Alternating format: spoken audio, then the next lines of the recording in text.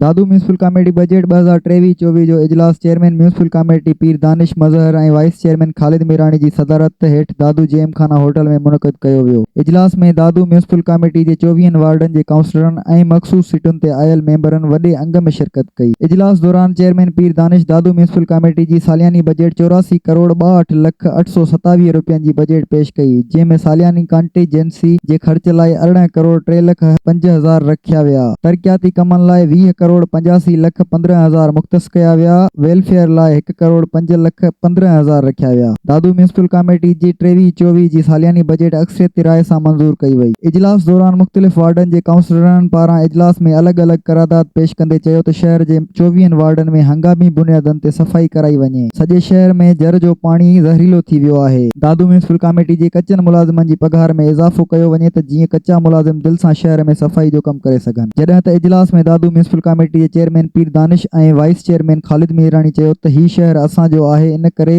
हिन शहर जी गॾिजी ख़िदमत करणी आहे। शहर जा काफ़ी मसइला आहिनि, उन लाइ टीम जोड़ी वेंदी जेका शहर अंदरि कमु कंदी। जेको मुलाज़िम कमु न कंदो उहो घर वञे। हितां हाणे शहरनि जा कम थींदा। इजलास दौरान वाइस चेयरमैन ख़ालिद मीराणी ऐं वार्ड नंबर 7 जे आज़ाद उम्मीदवार सैयद अमीर शाह विच में तल्ख़ कलामी पिणु थी, जॾहिं त इजलास दौरान गैर मेंबर सिकंदर मल्लाह पारां ॻाल्हाइणु शुरू कयो वियो, जंहिं बाद इजलास में गैर ज़रूरी माण्हुनि खे इजलास खां ॿाहिरि कढी इजलास हलायो वियो।